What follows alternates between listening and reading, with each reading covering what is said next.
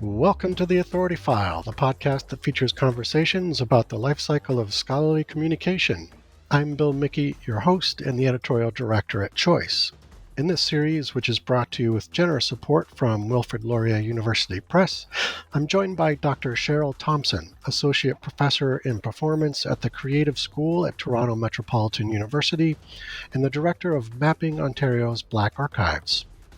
We'll be talking about her new book, Canada and the Blackface Atlantic, Performing Slavery, Conflict, and Freedom, 1812 to 1897, which is available now from Wilfrid Laurier University Press.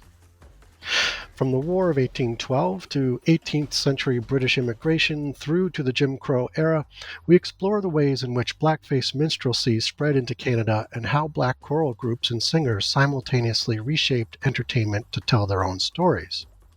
Cheryl also shares how she used archives to conduct her research and the challenges she encountered along the way, which then resulted in the formation and her directorship of the Mapping Ontario's Black Archives project. In this fourth and final episode of our series, we talk about the Mapping Ontario's Black Archives project, what it does, and how it came together.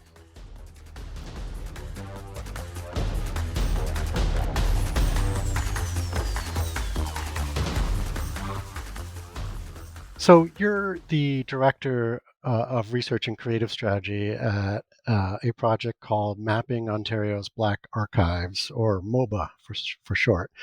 And I'd love to talk about that some more with you. Can you tell me more about MOBA and its relationship to the Black Creative Lab, which you also direct, and how your experiences using archives inspired its efforts?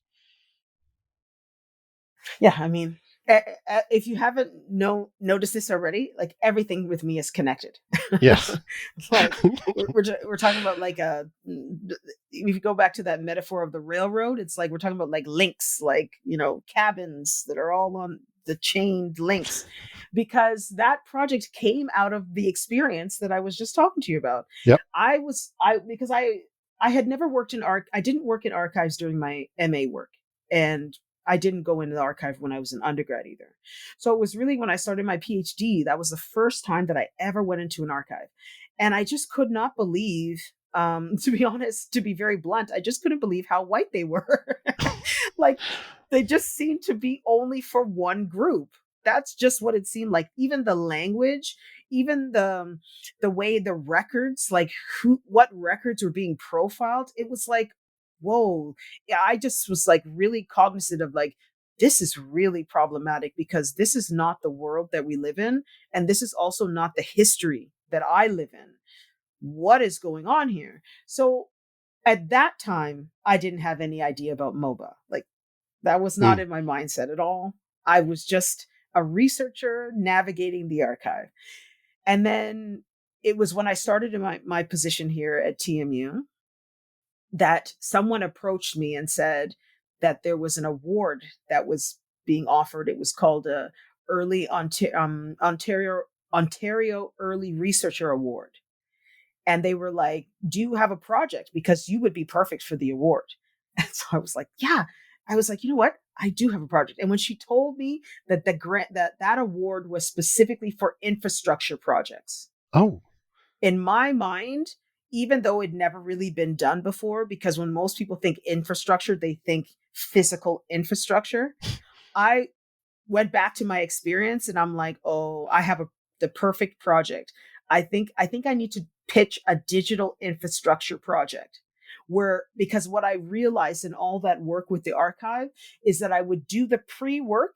I would go on the archive's website. I would look for my materials in using what's known as a finding aid. When you go on there and you search an item, the finding aid kind of tells you things about the item. It gives you a serial number. It gives you a little descriptive data. And then, right, I would do all that work. I would go into the archive and then I would tell them that I was looking for this and I would give them the information. And then they would say, we don't have those records. And then I would say, but I was on your website. And then they would be like, oh, okay. there would be this real disconnect between what I found on the website and the way I would be treated in person. And so when that person pitched the idea of applying for that award, I was like, okay, I have the perfect project. I'm going to pitch a project that is going to map all the Black collections in the province, and then is going to essentially propose to build digital infrastructure to connect them, Mhm. so that a person will know where a record is, and what, and it will take them to a finding aid, so they don't have to be searching in the wilderness to find that, and they'll have a better sense of the scope and scale. So that's literally where the project came from.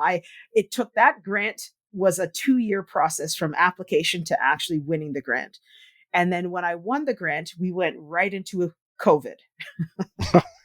And I was like, oh my gosh, how is this going to work? And so we went right into COVID, and grants don't care that you're in a pandemic. They kind of still keep the same 5-year timeline.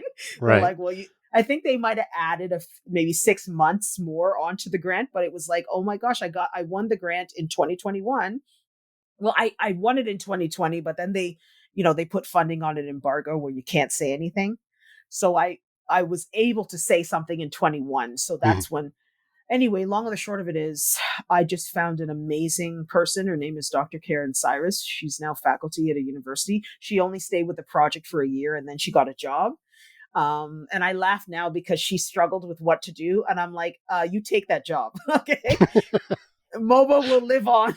Like, Right. never say no to a job. Oh But yeah. she did during a pandemic, she mapped all of those archives. And when I say map, she created a really detailed inventory of location, link, contact of archivist, address of archive, like, and so through that work, we found 94 archives just in the province of Ontario, which is about 5,500 records. So we know, in the public realm, this doesn't include people's personal collections and archives that don't have digital systems where you can access remotely. So the numbers are probably much higher, but either way, that's where the project came from. And when I got hired, I realized MOBA also needs to have a digital presence. So Mhm. Black Creative Lab is sort of like the place where the things of MOBA get made into digital content. So we have a Okay. YouTube channel, the Black Creative Lab. We have an Instagram, Black Creative Lab, that creates short videos that sort of bring the archive to life. Mhm. And in the meantime, Black Creative Lab, we've organized conferences. We've done some speaker events. It's sort of like thinking, and that's what really also led to the Canada Research Chair in Black Expressive Culture and Creativity. Mhm. Because what I really do is that I try to take, I would say, infrastructure type work and materialize it into creative work. So I'm really saying that the archive is an amazing resource for creativity. It's Mhm. not just a place to store stuffy documents anymore. Like, going into the archive is where the dancer can learn new choreography. It's where the visual artist can be inspired to paint or to sculpt. Sure. It's where the photographer can really get in and think about shadows and play with different aesthetic forms from the past. Like, I'm just reimagining what the archive is and trying to think of it more creatively than just this static place where you go to do research, but to also potentially be interrogated. Right? It's like, how can we switch that narrative and see the archive as an essential part of research Mhm. for anyone, including and especially the creative person? Right. So, who's directing or sort of maintaining MOBA going forward? Like, imagine there's like continual upkeep, or maybe or expanding it into broader regional perspectives. Yes, yes, yes, and yes. Again, you're reading Nice. my mind. So I have a team. I have one other grant since that original one. So I do have 4 people who are on the mobile team, Hmm. who are, because we're still creating the digital mapping. This work takes so long, so it's still happening. I hired a user experience design firm here in Toronto called Q30. So Q30 actually designed the site from scratch, like our branding. They did all our branding. They designed the site, and so it has that level, and it's really like a content management system. Hmm. But I won another grant that I can't talk about, and that's really to take MOBA into the next level of I would say, digital architecture where we can actually store assets on the MOBA site, Oh, and wow. they can be searchable Okay. through like really sophisticated like AI technology. I can't say too much more, Wow. but that's going to be amazing because that's just going to completely elevate what MOBA is today. And again, I think what makes that project so innovative is that it's not just a static site. It has the ability even now for you to go on, and yeah, it seems like, oh, it's just hyperlinks taking you to the finding aid. Mhm. But think about, like, what I gave a talk recently where I said, think about how difficult it would have been otherwise to even know where to find that Right. finding aid, Mhm. to even know that it exists. Mhm. Like, MOBA is cutting out that initial stage of sitting down and not being able to find anything. That stage is gone now in the province Yeah. of Ontario. So yeah, there is a plan to consider this as a model that now can be scaled to other provinces across the country. Fantastic. If not America, why not? Why stop in Canada? Let's keep going. Exactly. Awesome. So, your book and your experiences researching it have exposed, kind of a much larger research responsibility, as we've kind of discussed up to this point. And in your book, you note, quote, to learn about blackface then is to relearn the story of the Atlantic world and Canada's place within it. So there's a lot to kind of unpack there, but, can you kind of explain some of the core elements of what you meant by that? Well, typically, Canada has always been left out of Atlantic world conversations. Hmm. So by Atlantic world, I mean sort of that triangular area in the Atlantic Ocean between Europe and North America and South America. Really the Americas, right? Hmm.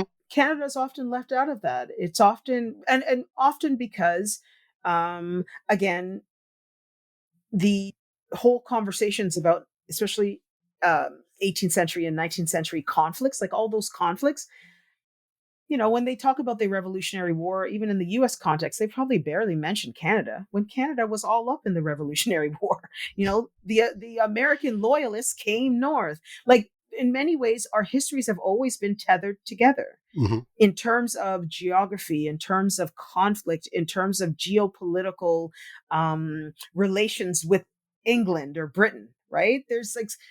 But yet Canada has always been left out. So I'm sort of signaling that. And I'm also signaling that blackface was an Atlantic world entertainment culture originating in the US, but almost immediately travels to Britain, Yeah. almost immediately, and becomes a sensation there, and then travels back there and then heads north. So it's always been in a kind of triangular production circuit. It's just that it's never really been thought of that way, I think, until my book. I Hmm. think my book is really the first to really explain it over decades, not just a passing reference. And so what that means is, to understand blackface is to understand Canada's place within this Atlantic world culture, Yeah. is to really think about the ways in which, and I think in the contemporary, now that everything that's happening in the US since your new president, I think people can really begin to really start to see this reality, Hmm. the extent to which the things that get produced in America travel, and the things that get produced in America are also dependent on other places. Yep. Yep. That this idea of isolation is really, I don't know when, find a time, it's actually never really existed, because the even to think about the minstrel show, the minstrel performer needed to go to Britain. They needed to take it across the pond. They had Hmm. to. Hmm. And why did they have to do that? Because they recognized that on some level they needed to be sort of celebrated by the motherland of theater, Yeah. right? They needed that, like, yes, this is really good. You go back home and keep on doing what you're doing. That was a thing in the 19th century. Obviously, it's not a thing now. Mhm. But at the same time, they also needed to come north to Canada to sort of, because they knew that there are American loyalists in Canada who will appreciate this content, who will, and at the same time, there's British loyalists, and it's already been approved over in England. Oh, you're going to like it too. So, Mhm. in many ways, it really is an Atlantic sensation that everyone is kind of participating in. I almost say, I wrote a book called Uncle, which was really about Uncle Tom's Cabin and the different iterations of Uncle Tom. Mhm. And in many ways, the minstrel, Uncle Tom and the Minstrel Show are really bedfellows, Yeah. right? Because that's exactly what happened to Uncle Tom's Cabin.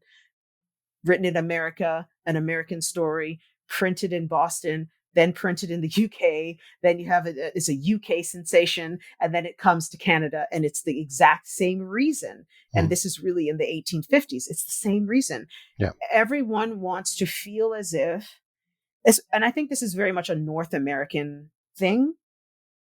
Like North Americans, I think still kind of feel new, like we're still like we have new histories. Yeah. Yep. We're not really steeped in centuries and centuries of history.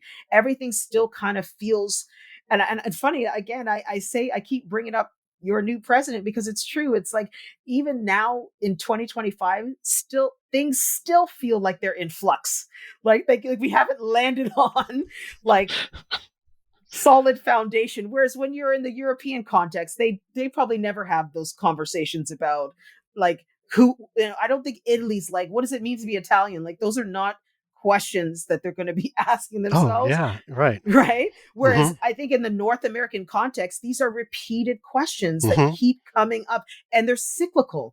Every decade, it seems like there's new questions about what is America today, right? Right. What does it mean to be American? And it's the same thing in Canada. We're always questioning ourselves And you'll get a about different answer every time, every Yeah. time, and Yeah. every generation it's been a different answer, and every Mm. generation it's the impetus is for a different reason, Yeah. right? Like Right. who are we? Like I like in the 1960s, when the United States was going through quote unquote its civil rights movement, um, the reality is that Canada was having a movement too. We just didn't call it that because you had your movement, and I think we just didn't want to. We didn't want to get in the way of the movement. But there were a lot of uprisings in Canada in the same decade that we're Mm. only now able to really make sense of. And Mhm. so I think when I end the book on that statement, I'm really trying to just leave the reader with a broader sense of perspective Okay. that something can be made in a country, but it doesn't mean that that country owns it Mhm. at a certain point, right?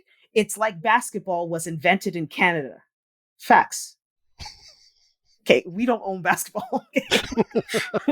Like we have some Canadian players now in the league and they're doing pretty well, but we do not. Basketball is an American pastime, Yeah. okay? But invented in Canada. So that's the point. It's like the place of origin is doesn't mean it's the place of ownership. Yeah. And as things travel, I think what I'm really getting at in that sentence too is try to get the reader to think in a more nuanced way about the way when things travel, they take on the specificity of the place and Mhm. they kind of become local to that place, Yeah. even though it didn't originate there. It becomes part of the place, and because it becomes part of the place, it then has its own story. So you can't understand my book as American minstrel shows in Canada. It's not. It's Yeah. Canada and the blackface Atlantic, Yeah. right? It's Mhm. Canada in the industry of this global phenomenon. It's not America in Canada, as maybe some people might have thought before hearing of this kind of book. Right. Excellent. Well, Cheryl, that's all the time we have. Thank you so much for joining us on the program. Thank you. This has been great.